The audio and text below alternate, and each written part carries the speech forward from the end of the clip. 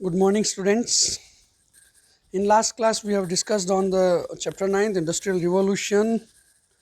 Yes, it was about totally industries के अंदर जो revolution आया, जो नई नई machineries I, the new inventions which we have talked in last class. So, in this class, we will discuss about the next topic. हमने इसके अंदर मेंशन किया है कि what we will discuss, but हम इस चैप्टर के अंदर हम क्या क्या डिस्कशन करेंगे, इस चैप्टर के अंदर हमारा डिस्कशन किसके ऊपर बेस्ड होगा, तो ये देखने के लिए हम एक सेकेंड, हाँ, हमने इस पर देख लिया था इमरजेंस ऑफ इंडस्ट्रियल रिवॉल्यूशन के ऊपर।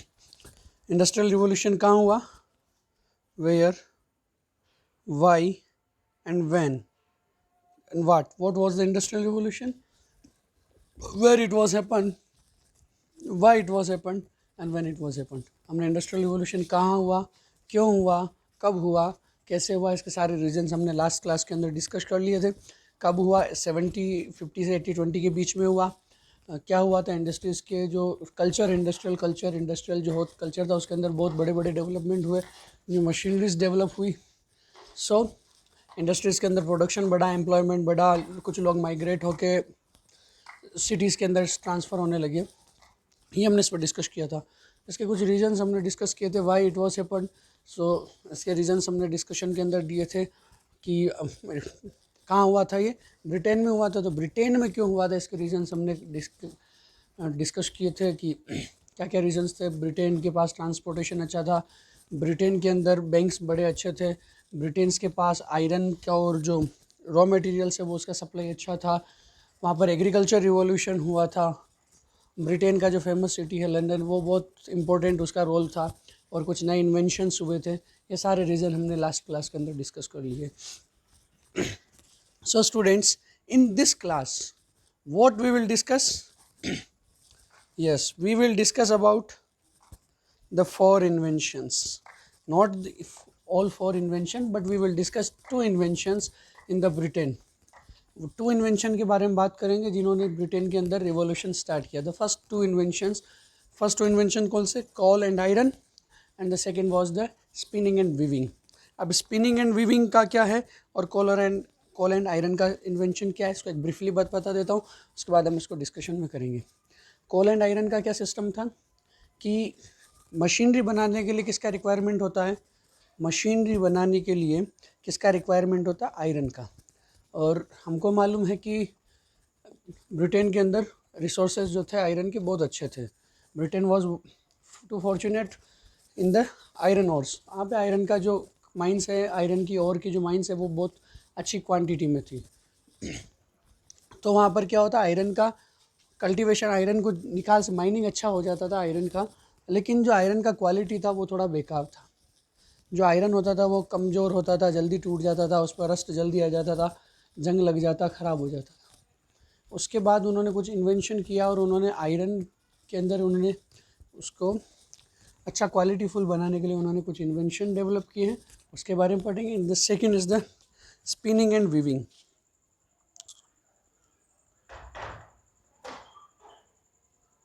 स्पिनिंग और वीविंग का क्या है कि cotton spinning and weaving and coal and iron. तो कॉटन स्पिनिंग एंड वीविंग के अंदर क्या आता है कि पहले क्या होता था कि जो जो वीविंग का, स्पिनिंग का मतलब होता है रॉ मटेरियल और कॉटन से उसको थ्रेड में कन्वर्ट करना, और आफ्टर थ्रेड उसको वीव करके, यानी उसका वीविंग करके उसको किस में कन्वर्ट करना, फैब्रिक में। This is the spinning and weaving. यानी कि जैसे हमको जिसका बोलते हैं हम कॉटन बॉल रुई होगा तो उसको हम स्पिन करके स्पिनिंग टूल के ऊपर उसको स्पिन करते करते उससे थ्रेड बनाते हैं, और थ्रेड को जब फिर खूब सारे जो लूम होता है, फैब्रिक लूम, उसके अंदर सारे थ्रेड को इकट्ठा रख के उससे एक फैब्रिक पूरा बनता है, टेक्सटाइल जो कपड़ा बनता है। पहले रॉ मटेरियल्स रुई से कपड़ा बनाना, रुई से धागा बनाना और धागे से कपड़ा बनाना, cotton to thread and thread to fabric, ये उसके अंदर डिस्कशन करेंगे। और उन्होंने कुछ इन्वेंशन किए थे जिससे ये स्पिनिंग एंड वीविंग थोड़ा डेवलप हो गया था। इन्वेंशन से प्रोडक्शन बहुत बढ़ा, चीप रेट पे बढ़ा, इजीली मार्केट के अंदर आने लगा, बहुत ज़्यादा प्रोडक्शन होने लगा, और इस प्रोडक्शन से इम्पेक्ट क्या पड़े सोसाइटी के ऊपर और नेशंस के ऊपर, वो हम इसके अंदर डिस्कशन करेंगे। सो स्टूडेंट्स, आज हम 2 टॉपिक पे डिस्कशन करेंगे, coal and iron and the inventions of cotton spinning and weaving में। Let's start where we left. Yes, the role of inventions. अभी रोल ऑफ इन्वेंशंस के अंदर हम देखें this section. In this section, we will read about the invention which were happened in England between 18th and 19th century. 18th and 19th century के बीच में जो England के अंदर कुछ इन्वेंशंस हुए थे, कुछ डेवलपमेंट्स हुए थे इंडस्ट्रियल कल्चर के अंदर, उनको हम इसके अंदर डिस्कशन करेंगे। 4 इन्वेंशन हमारी बुक के अंदर हमको मेंशन किए गए हैं, जो 4 इंपॉर्टेंट इन्वेंशंस हैं, उसी से क्वेश्चन बनता है। यही इन्वेंशन है जो 4 वर्ल्ड वाइडली पढ़ाए जाते हैं। 4 इन्वेंशंस कौन से? First is the coal and iron, second cotton spinning and weaving, third steam power and fourth canals and railways. Coal and iron discuss किया हमने, स्पिनिंग वीविंग डिस्कस किया, थर्ड था स्टीम पावर, यानी स्टीम का उन्होंने use किया as a power, engine बनाए, machinery के अंदर उन्होंने स्टीम का यूज़ करना स्टार्ट कर दिया। And last was the canals and railways, क्योंकि ट्रांसपोर्टेशन पहले या तो बाई लैंड होता था या बाई रिवर्स होता था, तो उन्होंने रिवर्स और लैंड के, कभी बाढ़ आ गई और तो रिवर्स के अंदर ट्रांसपोर्टेशन हो नहीं पा रहा है, और कभी सड़कों के ऊपर थोड़ा, क्योंकि यूरोप के अंदर उस टाइम ठंड होता था तो उस समय सड़कों पे ट्रांसपोर्टेशन हो नहीं पाता, इसलिए उन्होंने 2 नए मेथड स्टार्ट किए। एक तो first was the railway and second was the canals. उन्होंने कैनाल्स बनाई और रेलवेज डेवलप की। तो हम इसके बारे में इस चैप्टर के अंदर, इस चैप्टर में 4 इन्वेंशन पढ़ेंगे। फिलहाल हम इस क्लास के अंदर 2 टॉपिक्स को ले रहे हैं। The first, the coal and iron. So students, coal and iron के बारे में क्या होता है? The charcoal was less useful for smelting. एक मेन चीज़ ध्यान रखना है, क्या होता था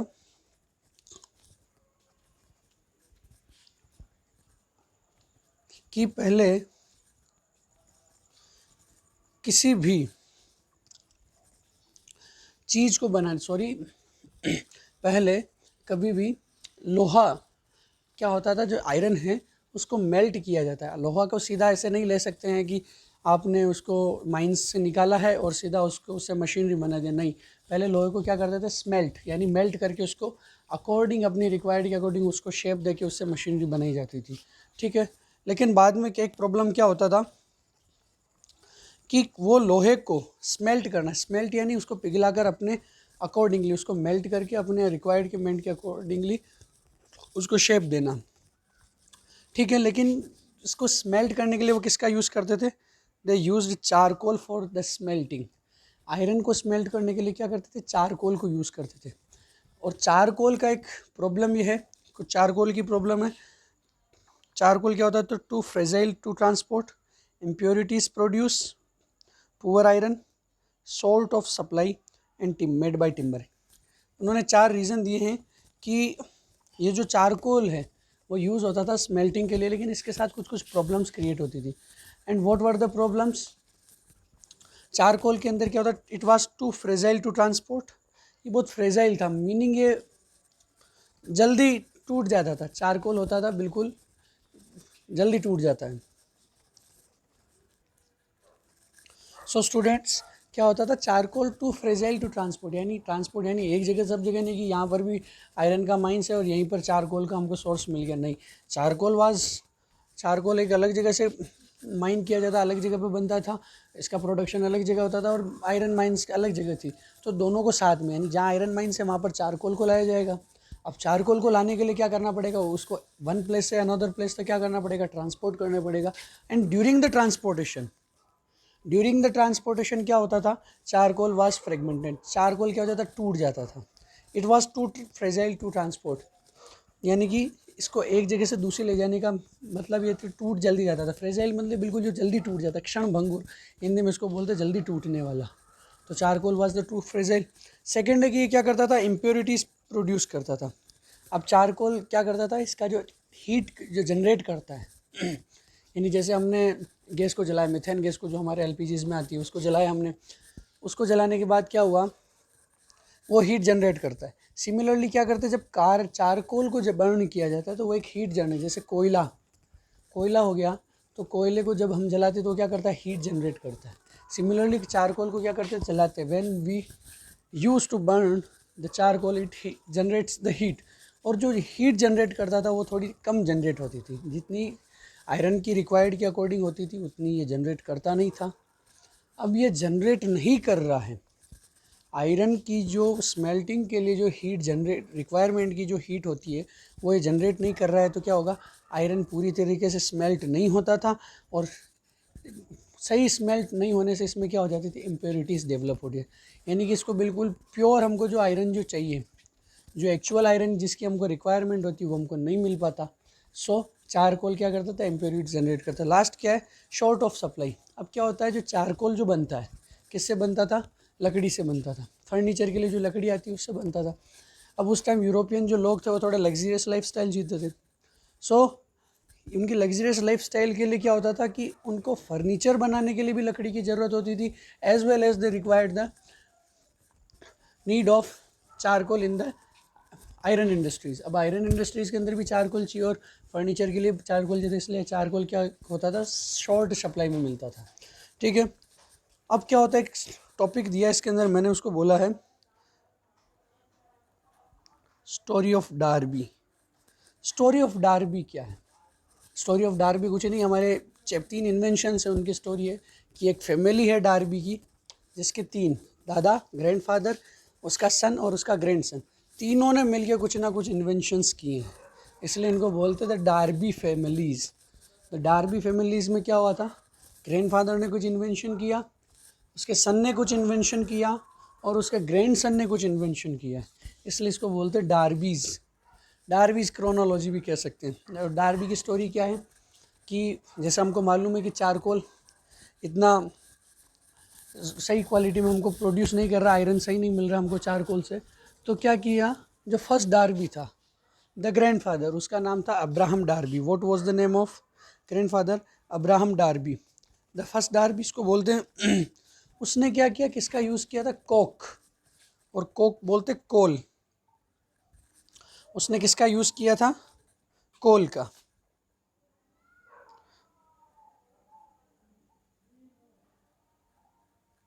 द फर्स्ट डार्बी उसने किसका यूज़ किया था, कोल का।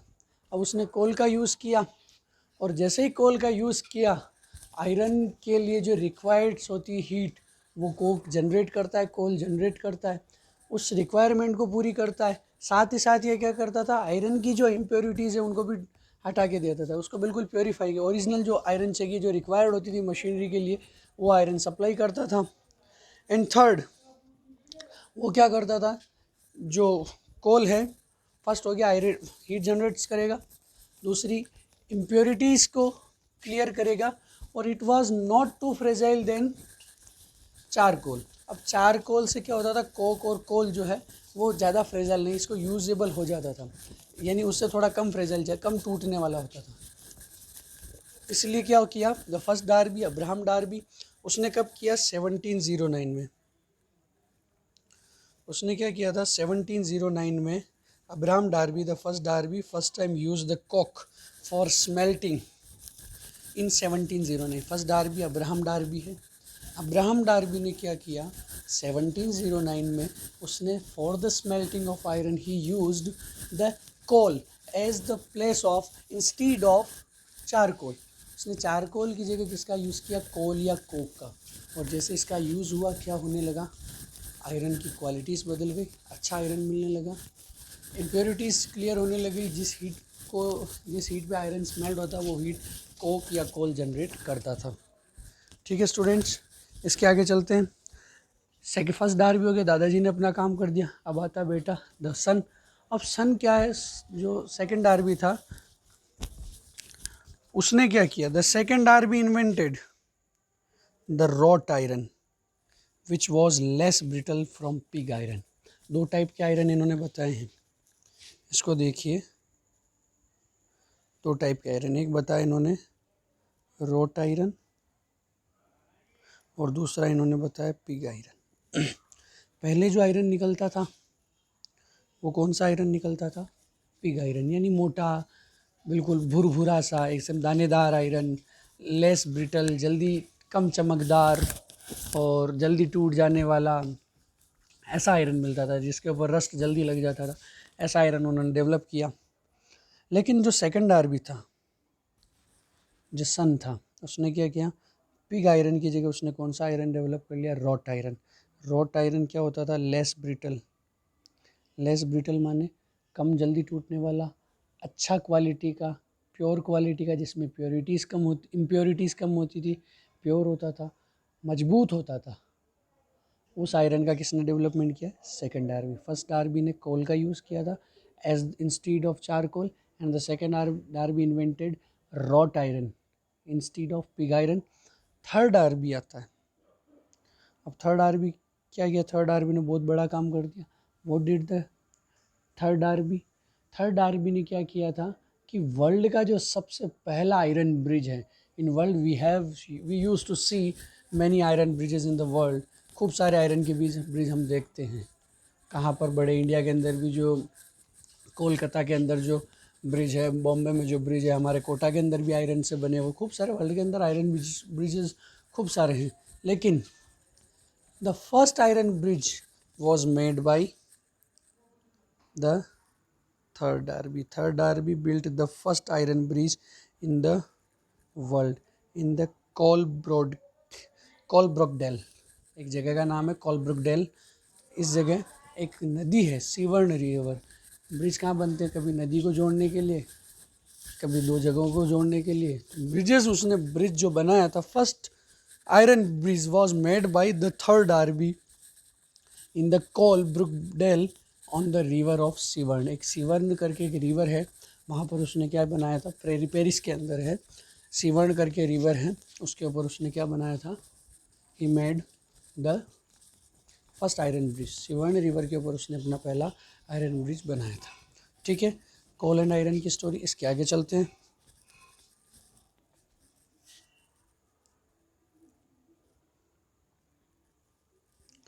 कोल एंड आयरन के अंदर पहला नाम, 3 आर्मीज की स्टोरी हमने सुन ली।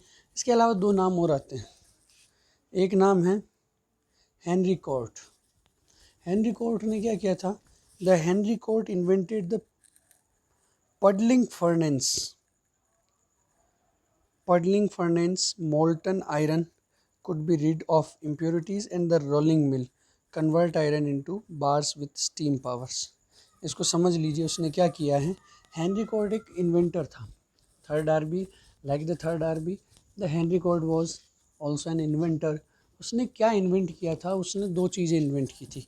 The first invented the puddling furnace. Puddling furnace क्या होता है कि उसने एक भट्टी बनाई, जैसे हम भट्टी समझते हैं ना, जिसके अंदर अभी हमने, अगर if you have seen on the shop of the gold Smith, अगर हमने गोल्ड स्मिथ की दुकान, सुनारों की दुकान पर देखा है, तो वो क्या करते हैं, एक छोटा सा ओवन होता है उनके पास।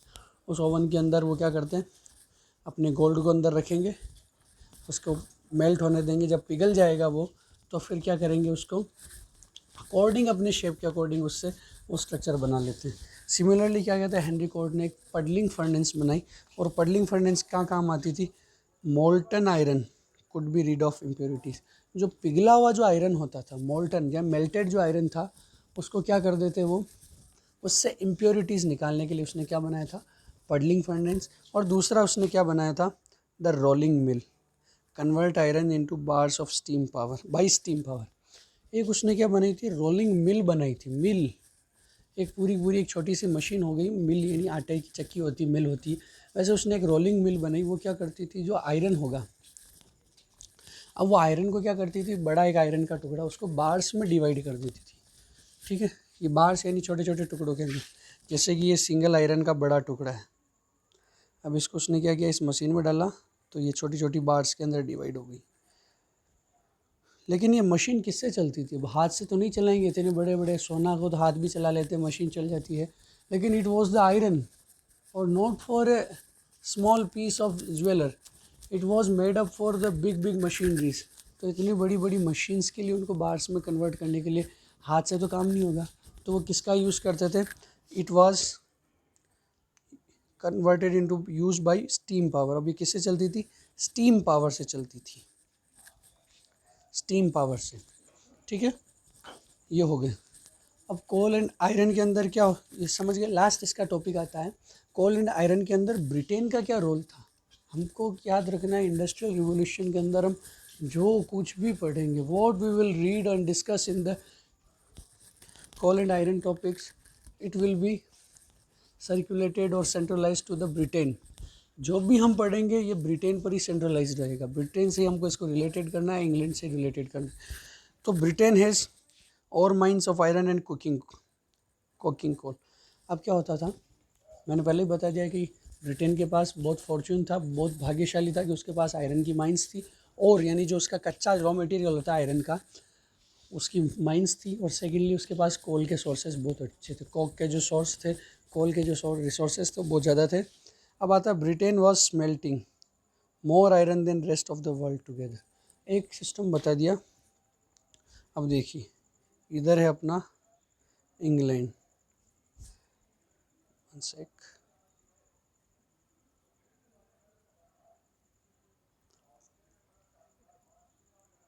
इंग्लैंड एंड वर्ल्ड, ये पूरे वर्ल्ड का अगर हम आयरन देखें, सारे वर्ल्ड के जितने भी कंट्रीज़ हैं, ऑल द वर्ल्ड के अंदर जितने कंट्रीज़ हैं, वो जितना आयरन मेल्ट कर रहे थे एक टाइम पे, at a single time they are melting the iron togetherly, उतना का उतना ही, अकेला उससे ज़्यादा इंग्लैंड अकेला उसको मेल्ट कर रहा था। इसका मतलब इंग्लैंड के पास आयरन की क्वालिटी, आयरन की क्वांटिटी, माइंस, रिसोर्सेज बहुत अच्छे थे।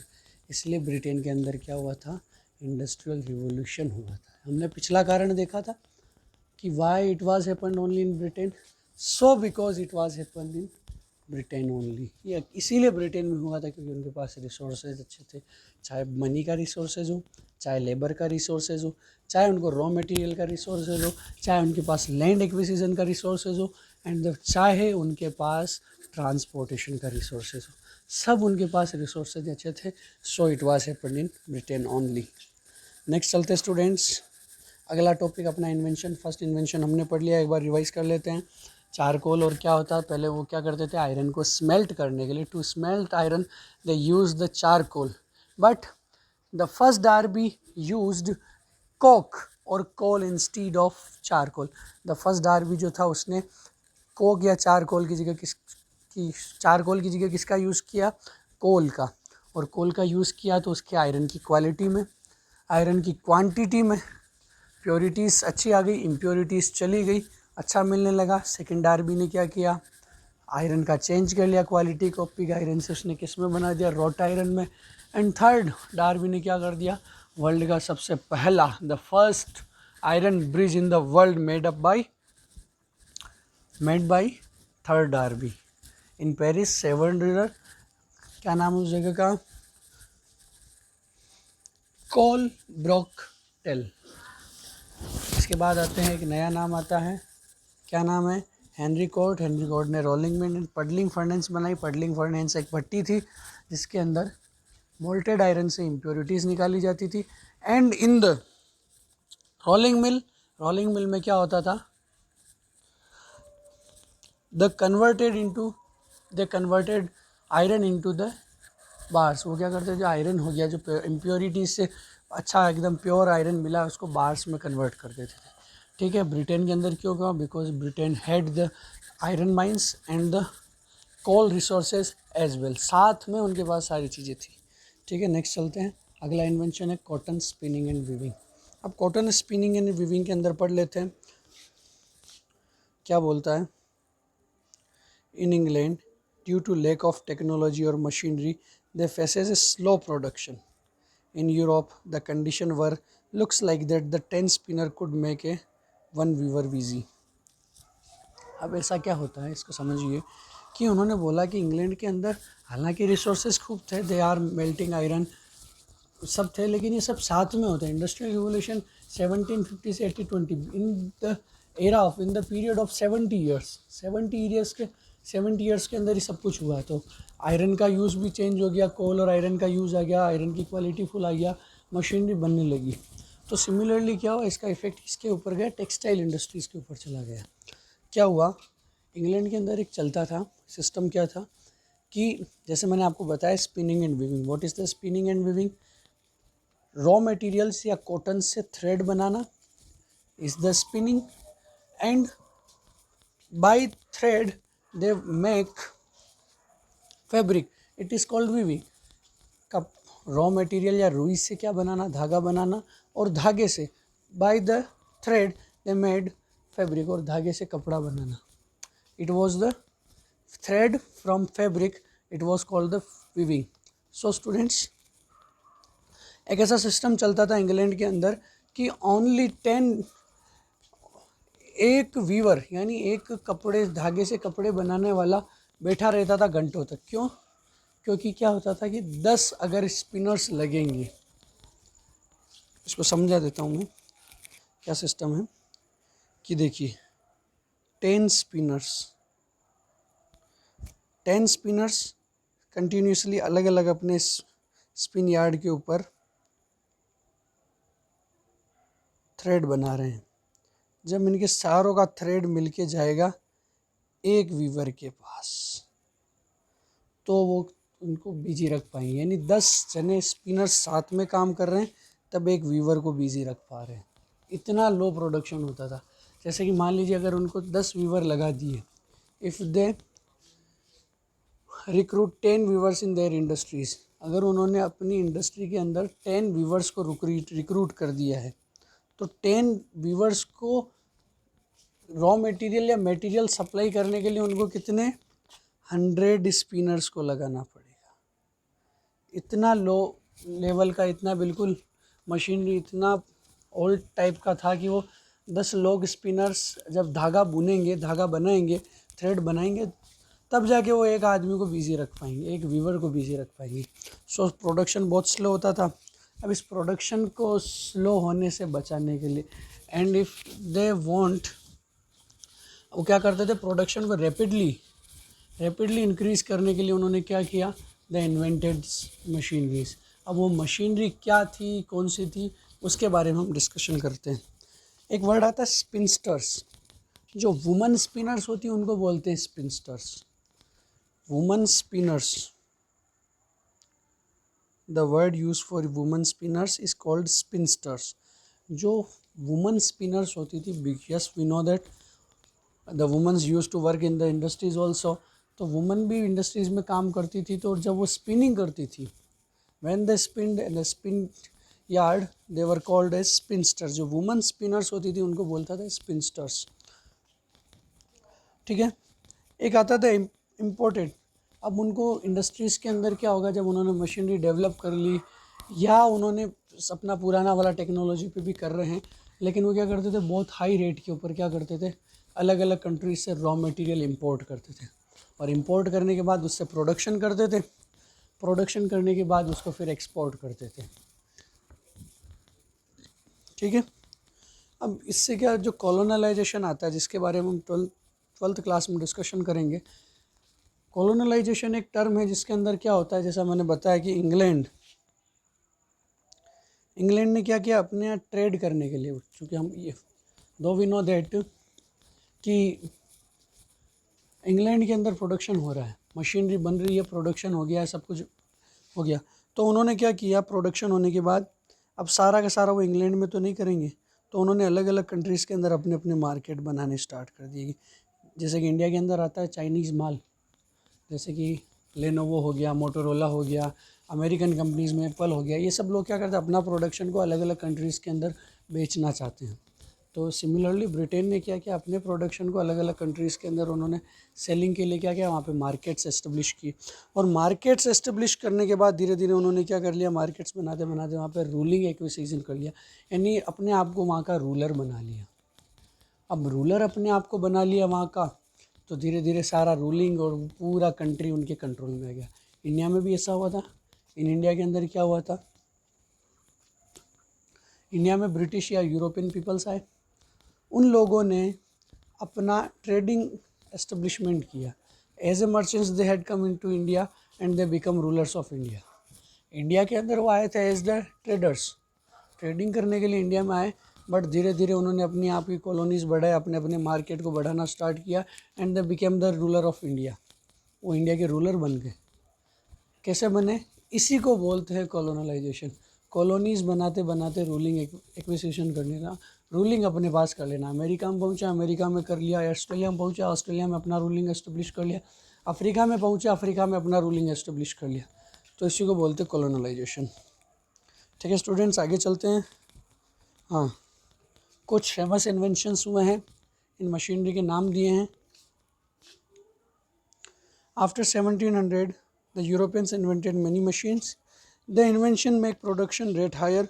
Production shifted from homes to factories. क्या हुआ, जो इन्वेंशंस थे उससे क्या हो गया, प्रोडक्शन का जो रेट था, यानी कि एक दिन में मान लीजिए कहाँ 100 ड्रेसेस बन रही हैं, 100 मीटर कपड़ा बन रहा है। इफ़ दे और जब उन्होंने मशीन इन्वेंटेड कर ली, देखिए बिफोर अगर वो 100 मीटर कपड़ा डेली का क्या कर रहे हैं, प्रोडक्ट कर रहे हैं, प्रोडक्शन हो रहा है 100 मीटर का, लेकिन जब उन्होंने मशीनरी डेवलप कर ली तो ये 100 मीटर चेंज होगी, क्या हो गया 1000 और 5000 मीटर डेली होने लगा। Just 10,000 times and 50 times more production in the after the machinery invented. तो उसने क्या कर दिया, प्रोडक्शन रेट को बहुत हाई कर दिया। प्रोडक्शन रेट हाई हो गया, जो प्रोडक्ट्स का जो प्राइस था वो क्या हो गया, डिक्रीज़ हो गया। यानी एक चीज़ जहाँ बिल्कुल मान लीजिए, इसको समझा देता हूँ, इकोनॉमिक का टर्म है कि एक जगह 10 कोई भी फ्रूट रखे हैं, ठीक है, 10 फ्रूट्स रखे हैं हमने। इन 10 फ्रूट्स का रेट लगा रखा है 500 रुपये, 500 रुपीज़। लेकिन अगर फ्रूट्स का उसी जगह फ्रूट्स का अगर क्वांटिटी बढ़ के हो जाता है 100 रुपीज़, तो ये रेट गिर के क्या हो जाएगी 100 रुपीज़। ठीक है, क्योंकि प्रोडक्शन क्या हो गया, इंक्रीज़ हो गया, तो उसका प्राइस क्या हो गया, डिक्रीज़ हो गया। प्रोडक्शन या क्वांटिटी कम थी, सप्लाई कम थी, तो उसका रेट ज़्यादा था। प्रोडक्शन बढ़ गया, सप्लाई बढ़ गई, तो क्या हो गई, रेट हो गई उसकी कम हो गई। सिमिलरली क्या हुआ, यही था, जो अंग्रेज़ थे या ब्रिटिश पीपल थे वो इंडिया में आए, उन्होंने अपना प्रोडक्शन रखा और वो इतना चीप, इतना सस्ता होता था कि लोगों ने उनको ख़रीदना स्टार्ट कर दिया। और जो इंडिया के लोकल जो प्रोडक्शन होते थे उनको किसी ने ख़रीदा नहीं। सो इंडिया का बिजनेस क्या हो गया, धीरे धीरे ख़त्म हो गया। और क्या हुआ, अब मशीनरी हर कोई तो अपने घर में ला नहीं सकता है, तो मशीनरी अपने घर में नहीं है, तो लोगों को क्या करना पड़ा, बड़ी बड़ी मशीन प्रोडक्शन बढ़ाने के लिए लोगों ने क्या कहा, फैक्ट्रीज डेवलप करना स्टार्ट कर दिया। तो जो पहले काम यानी 10 स्पिनर्स और 1 वीवर, स्पिनिंग 1 वीविंग, जहाँ होम का, जिनको हैंडीक्राफ्ट बिजनेस जो थे वो ट्रांसफ़र होके शिफ्ट होके किस में चले गए, बड़ी बड़ी इंडस्ट्रीज़ में शिफ्ट हो गए। घर के जो काम होते थे वो अब किस में होने लगे, इंडस्ट्रीज़ में होने लगे। कुछ फेमस नाम हैं, इनको याद रखिएगा। मुझे भी बहुत बड़ा सरप्राइज़ लगा कि जब इसमें से क्वेश्चन यूपीएससी प्रीलिम्स में था। यस, आपको मालूम है या नहीं है, UPSC is an type of IAS and IPS के जो एग्ज़ाम होते हैं, कलेक्टर और एसपी का, आईएएस और आईपीएस, उस एग्ज़ाम के अंदर इस वाले बुक से क्वेश्चन आया था। आपकी बुक के अंदर ये क्वेश्चन है। कुछ नाम हैं,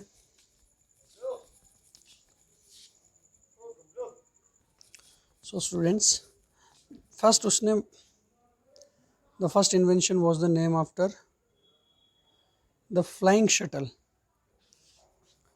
फर्स्ट क्या है, फ्लाइंग शटल है।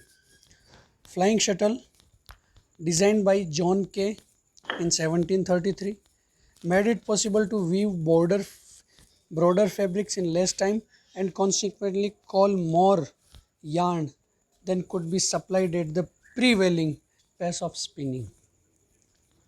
Second है spinning jenny. Spinning jenny was a machine made by James Hargreaves 1720, 1718, 1765. 1765 में उसने स्पिनिंग जेनी बनाया था, on which a single person could spin several threads of yarn simultaneously. This provided weavers with yarn at faster rate than they could weave into fabric. बहुत faster होती थी spinning jenny.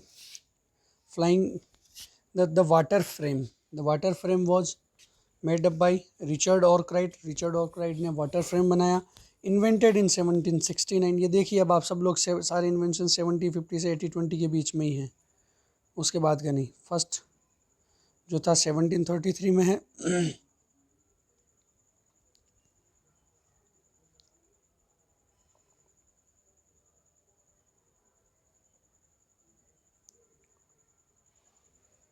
Second invention 1765। Third was the water frame. Water frame Richard Arkwright ने made किया, invented in 1769। Produced a much stronger thread than before. बहुत मजबूत धागा बना दी थी। This also made it possible weave pure cotton fabrics rather than fabrics that combined linen and cotton yarn.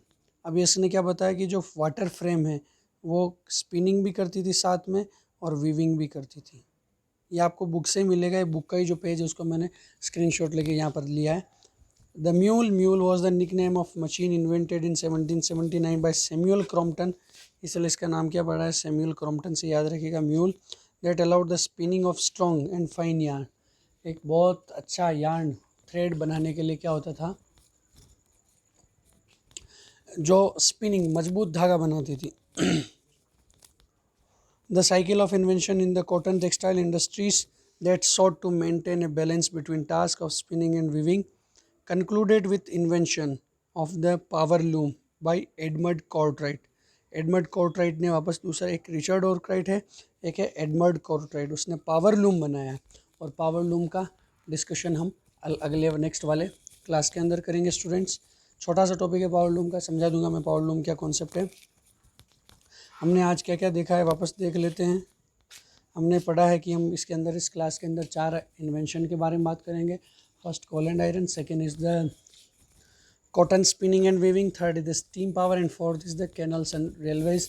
इसके बारे में हमने 2 के बारे में आज बात की। The first was the coal and iron. पहले आयरन का स्मेल्टिंग करने के लिए क्या होता था, चारकोल का यूज़ होता था, लेकिन बाद में क्या होने लगा, कोल का यूज़ हुआ, कोक का यूज़ हुआ। उससे क्या होने लगा, प्योर आयरन मिलने लगा। डार्बीज, 3 डार्बीज की स्टोरी मिली। फर्स्ट डार्बी ने कोक का यूज़ किया या कोल का यूज़ किया। Second Derby invented the wrought iron from the pig iron. Pig iron से उसने रॉट आयरन बनाना इन्वेंट किया। और थर्ड जिसने फर्स्ट आयरन ब्रिज बनाया, हेनरी कोर्ट ने क्या किया था, हेनरी कोर्ट ने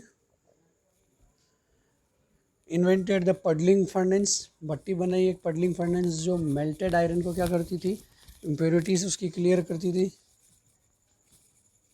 और the rolling mill, rolling mill उसने बनाई जो क्या करती थी, आयरन को बार्स में डिवाइड करती थी। रोल ऑफ ब्रिटेन, ब्रिटेन के पास रिसोर्सेज, चाहे वो आयरन के हो, चाहे वो कोक के हो, चाहे कोल के हो, सब रिसोर्सेज उनके पास अच्छे थे तो उनका प्रोडक्शन अच्छा होता था।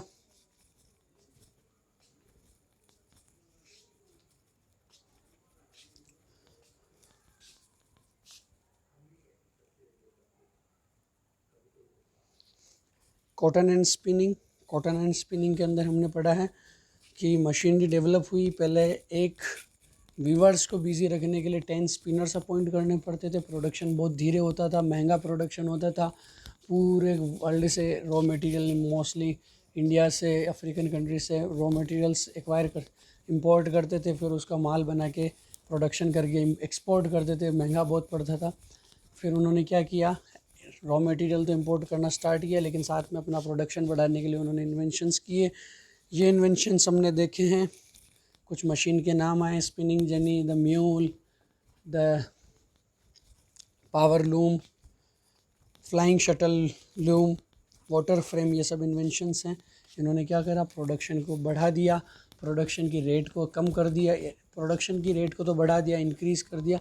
और प्रोडक्ट्स की रेट को, production and difference between product, production की रेट को इंक्रीज़ किया। प्रोडक्ट्स की प्राइस जो होती थी, यानी जो चीज़ 100 रुपये में मिल रही है वो 10 में मिलने लगी, इतना उसको चीप कर दिया, प्रोडक्शन ज़्यादा हो गया। एक्सपोर्टेशन बढ़ाने के लिए उन्होंने अलग अलग कंट्रीज़ में अपना कॉलोनीज़ बनाई। इस कॉलोनीज़ बनने से क्या हुआ, कॉलोनलाइजेशन बढ़ा। इसके आगे हम नेक्स्ट क्लास में डिस्कशन करेंगे। ये कुछ 4 मेन इन्वेंशंस थे, इसको बुक में आप देख सकते हैं। और इसके क्वेश्चंस मैंने फर्स्ट में ही आपको बता दिए, वेयर, व्हेन एंड वाई। और 4 इन्वेंशंस हुए, उनके बारे में आपको अपनी बुक्स में, कॉपी में लिखना है, नोटबुक में। Thank you so much, students. I hope you are doing well in this lockdown. Stay home, stay safe, stay happy. Thank you so much.